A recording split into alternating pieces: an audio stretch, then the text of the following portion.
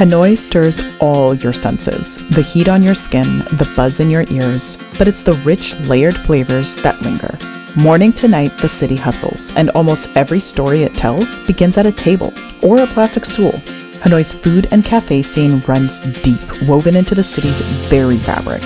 Old traditions layered with new ideas, history stirred into every bowl and every brew. It's the deep, fragrant broth of pho curling into the afternoon air, the bright, lively tang of unfamiliar ingredients, and the rich, velvety, impossibly smooth coffee slow-dripped to perfection.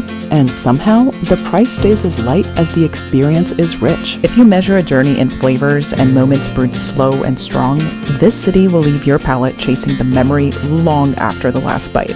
Let's see what Hanoi tastes like.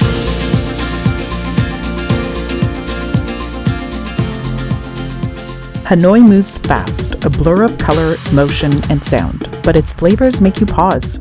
The air shifts between the smoky weight of charcoal and the sharp scent of broth, carried on a breeze laced with something darker, slow-dripped, rich, and quietly rising. Here, taste settles into the city's streets, shaped by time, sharpened by tradition, and waiting just beyond the noise. Our first stop is, of course, coffee, and we are going to bring you guys to a pretty epic place called Hidden Gem Cafe. You'll find in Hanoi that a lot of the best restaurants and cafes are always down some super sketchy looking alley, but really there's nothing sketchy about them, they just look interesting. And up a narrow flight of stairs is a delightful space adorned with murals and curated repurposed items.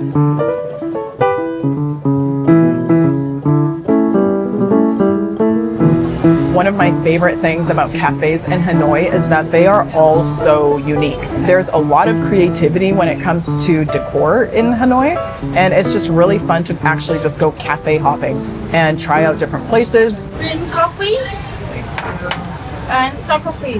Thanks. Enjoy! Thank you so much. I think my favorite part of this whole experience is the lovely construction ambiance that you get.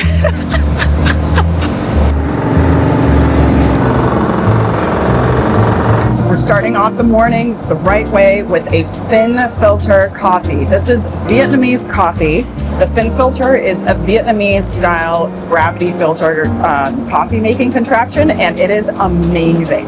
The other thing that you want to know about Vietnamese coffee is that most of it is made with Robusta beans, not Arabica beans. Most of the world's coffee leans on Arabica, prized for its gentle sweetness and smooth body with berry and floral notes. Robusta, with its higher caffeine concentration, brings a deeper richness, full-bodied and earthy with a satisfying weight on the tongue and a natural strength that carries through each sip.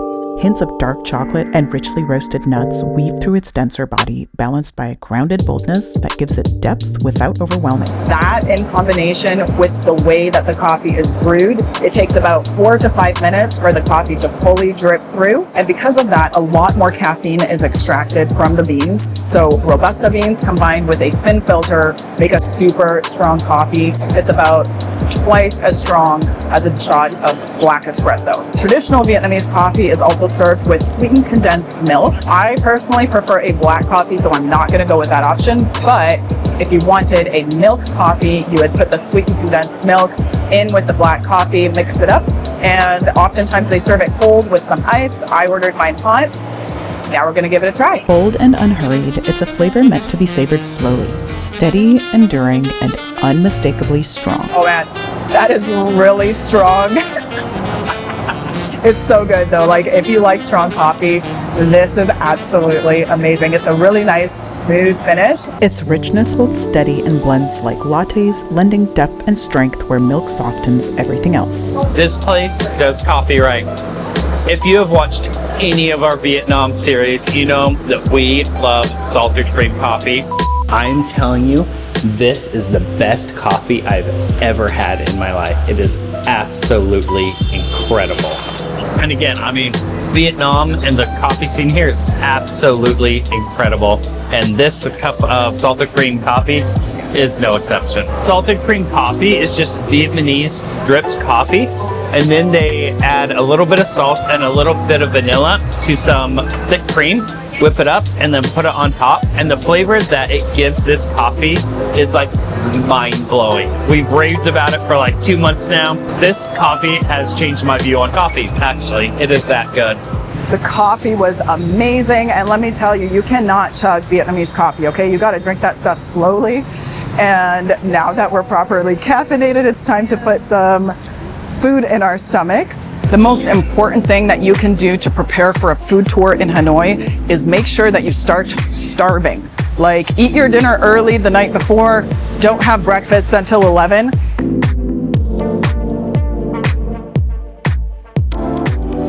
A lot of places we're going to today in Hanoi are very famous. However, this place is pretty local, and we found it by accident. I was actually walking by the street corner here and I smelled something that I absolutely had to try. So I stopped in, got a bowl, and my mind was blown. The smell hits before you even cross the street. Garlic sizzling over fire, rich and sharp, carried on the smoke as the pan rocks back and forth. Flames flash, oil crackles, and the air turns heavy with something so good it guides your nose straight to a waiting seat.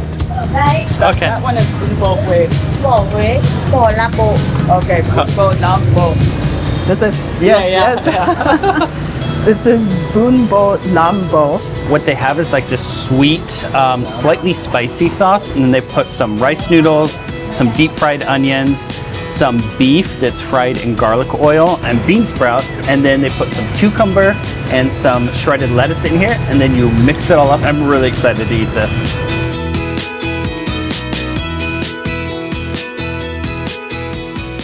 You can also add condiments to it, like this amazing, super spicy sauce. And you definitely don't want to put too much. Hopefully that wasn't too much. And I also like to squirt a little bit of lime juice in here as well. Look at this. Oh my gosh. Look at all the fresh veggies in there, the meat, the noodles. Oh my goodness. It tastes so fresh, and it's light, slightly tangy, slightly sweet. And I forgot about the peanuts. It really adds so much flavor. We've had this dish in other restaurants, but this little street corner place is the best in Hanoi, I promise you. It's just a perfect combination of flavors for a lunch. That whole bowl of Bun Bo Nam Bo costs less than $2. Keeping that under $2 mindset alive is how we shop for everything else too, especially online. And today's sponsor can help you do the same. COUPERT, a completely free browser extension that helps you save money online every single time you shop online. COUPERT automatically finds and applies the best coupon codes at checkout. And on top of that, you also earn cash back at over 76,000 online stores. They split their commission with you, and you can cash out via PayPal, gift cards, or direct deposit straight into your bank account. One of our favorite features is that it actually also compares prices across different websites, so you can know you're getting the best deal at no extra effort to you. It works with Chrome, Safari, Edge, and pretty much any web browser you already use. If you're saving for your next trip, this is a very simple way to make every little bit count in 2025. Click the link in the description to install COUPERT for free. Just install, browse, and it does the rest. We would normally order 3 of that dish because it's so stinking good, but we ordered only 1, so there is plenty of room left. We're on our way to try the next thing. La Zhuang Ha? Can I have just one? This isn't just any sausage. Cooked over hot stones, it sears slowly, locking in a tender, juicy center beneath a crisp, smoky skin. Sweet and savory, rich with the scent of spices and a touch of rice wine, it traces its origins to China, but has found a home on the vibrant streets of northern Vietnam. So I've had this sausage like 50 times since we've been here. They put this chili on it, and it's not too spicy, but it gives it just enough spice to be amazing. Ooh, that's way too hot to eat. As usual. Has like a sweet glaze inside, nice and juicy. It's kind of like got a crunchy outside, and then with the spiciness on top is like the perfect street side snack.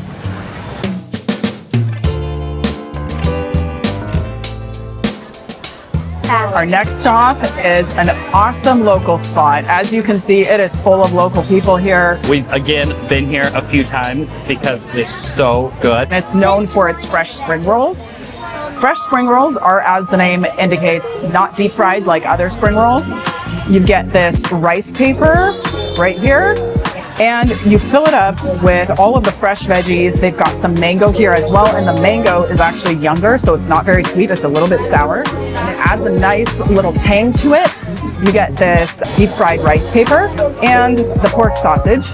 You mix it all up, and then you dip it in this delicious sauce. It's kind of like a gravy. It's a little bit sweet. And what we like to do is, of course, add the spice to it.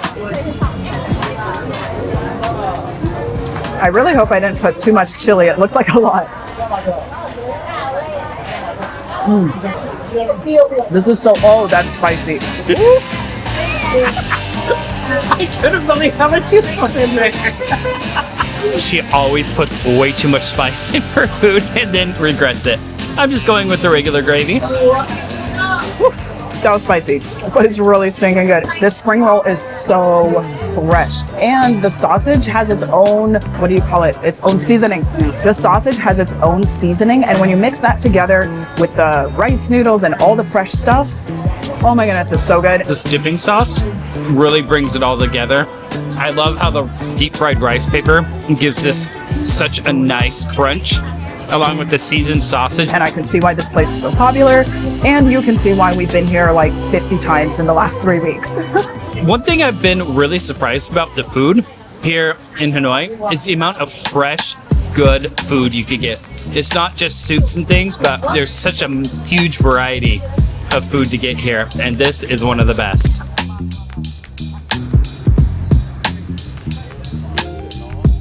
Now we're stepping into the heart of Hanoi's flavors with a quintessential Hanoian dish. We make our way up the 4 cramped flights of stairs of this Michelin-rated restaurant, and finding a seat here is a challenge of its own. Well, clearly you can see this, you know what, let me hold this here. Clearly you can see this place is very popular. It is utterly packed. We had to wait for some people to get up in order to get seated. Service here is honestly not the best. However, it is Michelin rated for its food, so hopefully that's good. We're here in one of the most famous restaurants in Hanoi to try Bun Cha. And it's like this barbecued grilled pork served in some broth with a bunch of fresh veggies and some noodles on the side. And this is one of the most popular dishes that you could get in Hanoi. Charcoal grilled pork, smoky and sweet, served in a broth that balances tang and warmth. Fresh herbs brighten the richness, while rice noodles slip through it all. A dish of textures and contrasts, simple yet endlessly layered. Oh man, very tender. You taste the herbs and the charcoal and the smokiness of the meat. Oh, look at this, eh? That looks amazing. All right, it's kind of cramped. Service is not great, but the food is freaking amazing. Now that we finished at one Michelin star rated restaurant, we're actually gonna go to another Michelin star rated restaurant, and you're not gonna wanna miss this food that we're gonna have next. It is Vietnam's most popular dish. The broth is clear and deep, carrying the slow, concentrated essence of bones and spices. Slices of brisket, tender and yielding, rest just beneath the surface, releasing a richness built patiently over hours. We got well done beef pho, and it's supposed to be the best pho in the city. This is the most iconic dish that everybody knows about from Vietnam. Each spoonful unfolds with depth, a balance of savoriness and a subtle sweetness that stays long after the bowl is empty. This meat's so tender. It's like melt in your mouth goodness. This is totally worth the wait. What other place in the world did you go to multiple Michelin star rated restaurants and we're spending $3 to $4 a meal for Michelin star rated restaurants and it tastes that good? Now that we're about this close to a food coma, we're gonna get one more thing. I just want two of this type. Thanks.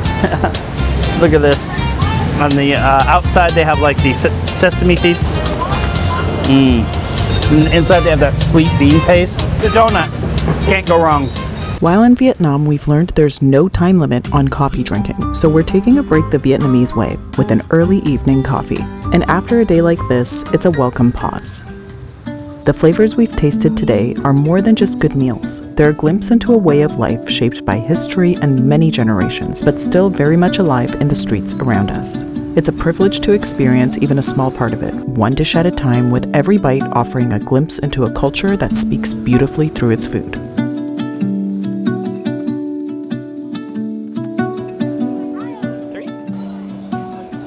Our final stop of the day is at a restaurant called Bao Wow. This restaurant is a bit further out from the old city. We came here specifically for Bun Bao. Bun Bao is originally a dumpling filled with a savory filling, like pork, vegetables, and other things like that. This place, though, does it a little bit differently.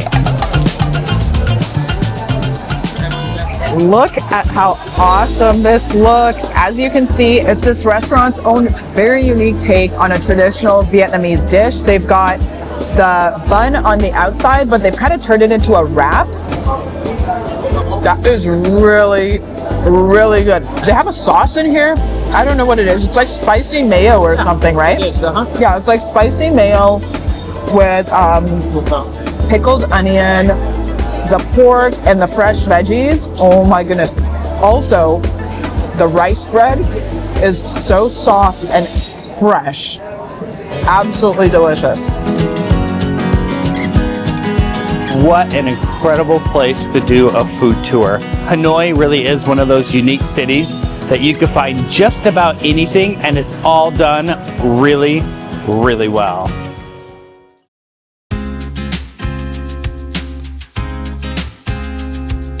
Today we're going to be taking you along with us as we try some of the most recognizable foods in Vietnam, and we're going to end our day with a very special dish that Hanoi is specifically known for. So it's going to be an awesome day. We're going to try some really good food.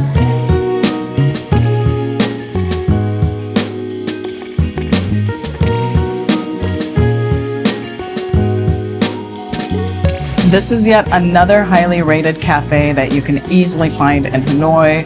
It is really beautiful. It's got a lovely ambiance. It's very aesthetically pleasing as you sit here and wait for your coffee. Thank you. This morning we're starting with coconut coffee. We have yet to try this. We've had salted coffee, egg coffee, Vietnamese coffee, and today's our first time trying coconut coffee. Of course, it is very beautifully presented. We've just got the toasted coconut flakes on the top, and they're a little bit sweetened. Oh wow, that's really fresh, especially on a hot day. Today it's, I think, going to be 35 degrees Celsius, so this is great. Yet again, an amazing coffee in a really cool little cafe here in Hanoi. Like, I seriously haven't been to anywhere else in the world with this amount of like different types of coffee, different flavors, and it's all so well done. I love this city. It's even made a coffee fan out of me.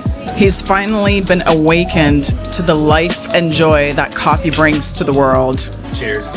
Some things are not easily left behind. The coffee, dense and fragrant, is gathered still warm from the grinder, its scent lifting in slow, deliberate spirals. Pressed into a small bag, it carries with it the shape of the morning, a way to let the experience stretch forward long after the streets have slipped from view.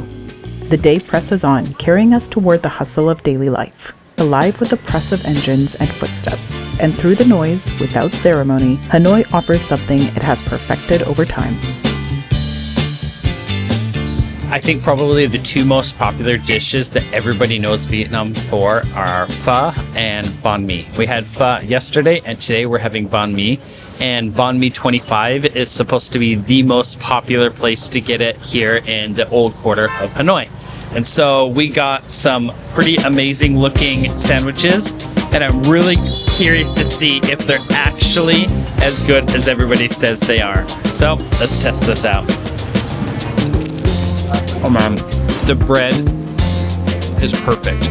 All right, we've had banh mi multiple times, many times in the last month and a half that we've been in Vietnam, and this is hands down the best. The chicken is barbecued so well. They've got a little bit of spice in here, plus the avocado and cilantro, cucumbers, carrots. All the flavors combined together so well, and the texture of the bread is just perfectly soft. Like a lot of times when you go to a banh mi stand, your bread will be really crunchy and flaky on the outside, so it kind of takes away from the sandwich, but this bread is like absolutely perfectly done. The day draws down, but not before one last promise is kept. There are meals that carry more than flavor. Meals shaped by history, guarded by time, offered only when the hours feel right. We're ready now, prepared to embrace our final taste of Hanoi with a visit to the last Michelin-rated table of this tour.